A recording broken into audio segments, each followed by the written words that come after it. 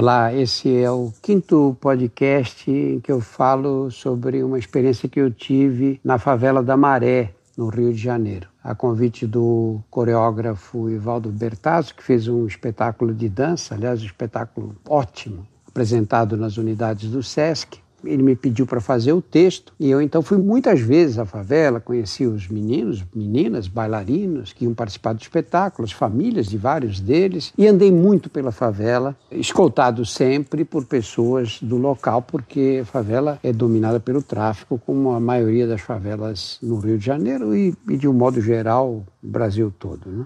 E aí eu escrevi esse texto, relatando essa realidade, que eu chamei de Em Voz Baixa.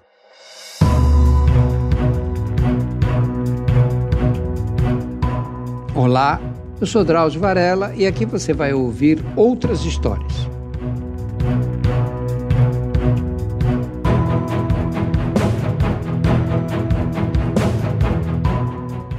Em maior ou menor grau, o medo permeia todas as comunidades da Maré.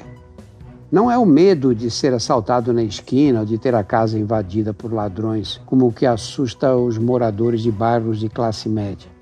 Na grande favela, Maré tem 140 mil habitantes, são muito raros os crimes desse tipo. Lá o que apavora as mulheres, os homens e as crianças é a guerra permanente entre as quadrilhas de jovens envolvidas no comércio de drogas ilícitas. O tráfico, como a instituição é conhecida por todos, nome pronunciado em tom de voz mais baixo nas conversas de rua. Uma senhora disse para mim, isso aqui seria o paraíso da paz se não fosse o tráfico. Talvez haja benevolência nessa visão dessa senhora nordestina que estava sentada na porta de uma vendinha ao lado de uma barraca com peças de carne expostas e meio leitão pendurado num gancho. Sem os traficantes por perto, quem proibiria os assaltos? Quem executaria sumariamente os que ousassem desobedecer às ordens de não roubar no bairro? É o tráfico que faz esse controle. De um lado, grande número de usuários com um cérebro doentiamente dependente de cocaína dispostos a tudo para consegui-la. Do outro, comerciantes ávidos para expandir seus negócios. Entre os dois grupos, a polícia mal paga. Como em outras favelas no Complexo da Maré, porque o Complexo da Maré são várias favelas, são 17 comunidades, são reunidos esses ingredientes clássicos que servem de sustentação ao comércio de drogas ilícitas. Sociedade omissa, consumidores cativos, traficantes gananciosos, policiais que oscilam entre o heroísmo combativo e a corrupção passiva, tornaram o tráfico nas áreas mais pobres das cidades grandes do Brasil um problema insolúvel.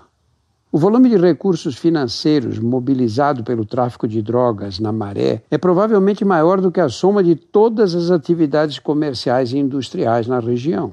A polícia carioca estima que sejam comercializadas 2 toneladas de cocaína por mês na cidade do Rio de Janeiro. Desse total, 35%, o que equivale a mais ou menos 700 quilos, são vendidos apenas nas favelas da Rocinha e da Maré, as campeãs de venda, as 2 maiores favelas do Rio de Janeiro. A legalidade e a possibilidade de lucros colossais fizeram do tráfico de drogas a expressão máxima do capitalismo selvagem. Os pontos de venda são disputados a bala, morro por morro, viela por viela, beco por beco. O traçado urbano das favelas é um aliado natural. Oferece aos exércitos de traficantes possibilidade de defesa semelhante à dos labirintos de casebres dos jagunços no Arraial de Canudos, inexpugnável aos ataques das tropas federais daquele tempo. A influência dos traficantes se faz sentir até no traçado urbanístico das áreas novas da favela. Um rapaz que conhecia bem essa região, morava lá desde que nasceu, disse para mim, o pessoal do movimento não deixa construir um conjunto novo só com ruas retas, largas, onde passa automóvel, que não tenha becos e vielas para fugir em caso de ataque. A necessidade de proteger os pontos de venda das ambições expansionistas dos concorrentes forçou os traficantes a investir na formação de uma guarda pretoriana e em armamento pesado. Eles dizem, no mundo do crime, a arma é poder. E dizem também que contra a força não existe argumento. Os moradores contam que os chefes de 20 anos atrás não admitiam menores de idade em suas tropas. As leis que enquadraram o tráfico de drogas na categoria dos crimes hediondos, portanto sujeito a penas mais pesadas, paradoxalmente encareceram a mão de obra adulta e abriram espaço para a contratação de menores, empregados mais baratos e destemidos para defender os interesses dos seus patrões. Num lugar cheio de crianças como a Maré, mão de obra infantil é o que não falta. É fácil vê-los à noite e mesmo à luz do dia, meninos sem barba ainda, em grupos, carregando metralhadoras desproporcionais ao tamanho do corpo, rondando pistolas automáticas no dedo, modernas, como faziam os cowboys do velho oeste americano. Como disse a dona Amélia, uma senhora, mãe de 3 filhas e 5 netos adolescentes, ela disse que acendia a vela para Nossa Senhora da Aparecida proteger os filhos e os netos. Ela dizia assim: a garotada prefere ganhar R$250 por semana, na época, né, no tráfico, a ganhar isso num mês de trabalho decente. Judiação, tão pequenos nessa vida. Os R$250 nessa época seria pelo menos o dobro hoje. Além das perspectivas financeiras, os menores são atraídos pelo poder que os traficantes exercem sobre a população. Se manda o comércio cerrar as portas em demonstração de luto pela morte de um deles, se decreta um toque de recolher à noite ou decide interromper as aulas naquele dia, ninguém ousa contra aliados. Como eles dizem, a gente nem imagina o que aconteceria se alguém desobedecesse, porque isso nunca aconteceu. Para meninos de escolaridade baixa e sem perspectiva de uma vida melhor, o tráfico garante respeitabilidade, proteção do grupo e acesso a bens de consumo. A vida dos chefes, com suas motos, mulheres à vontade, roupas de grife e armas importadas, desperta a curiosidade e a admiração dos adolescentes.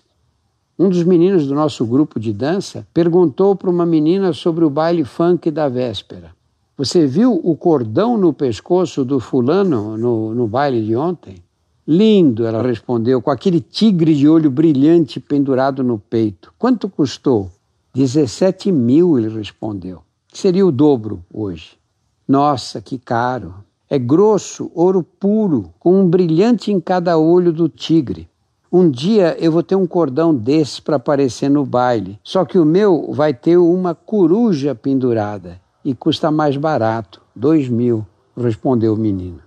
Ao contrário da Rocinha e de outros morros em que os traficantes evitam confrontos violentos, na Maré atuam 2 facções de inimigos mortais que trocam tiros quase diariamente. Os territórios de cada uma dessas 2 facções é bem definido. Um lado está sob jurisdição do 3º Comando, o outro obedece à jurisdição do Comando Vermelho.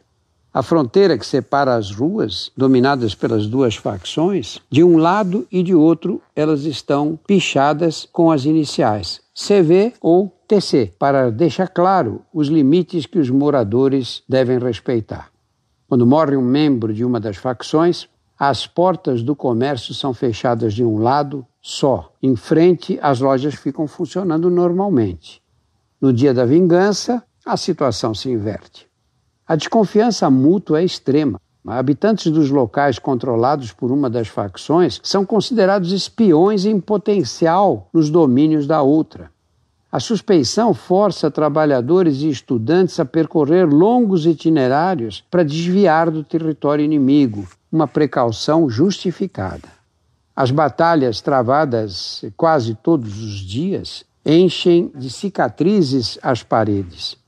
Janelas e postes em ruas próximas à fronteira sempre estão fechadas e às vezes emparedadas mesmo. Numas áreas de alto risco, muitas dessas casas foram obrigadas a lacrar com tijolos as paredes da fachada para proteger os moradores das balas perdidas.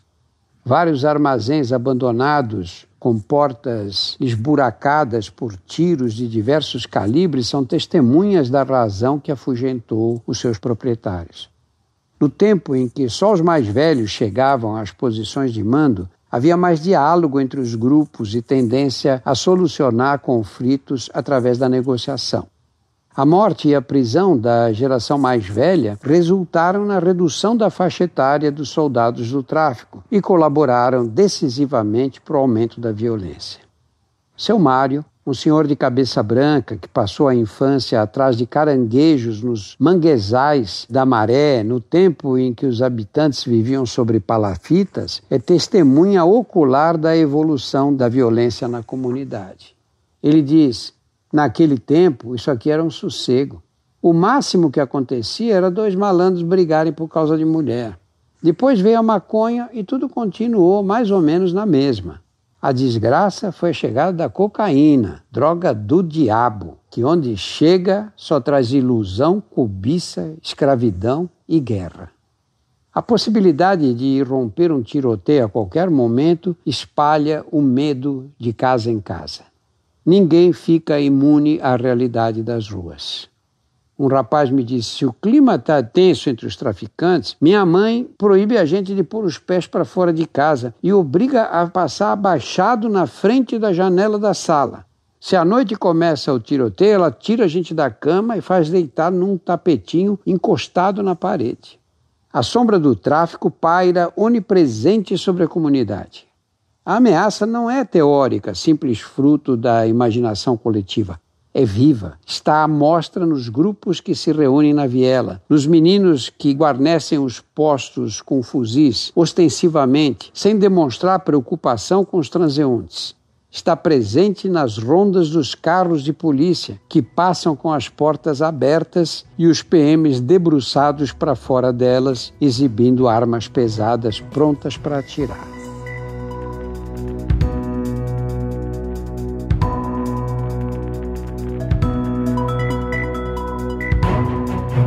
Semanalmente estarei aqui para contar outras histórias. A trilha sonora foi feita pela Insonores e a produção é da Júpiter, conteúdo em movimento.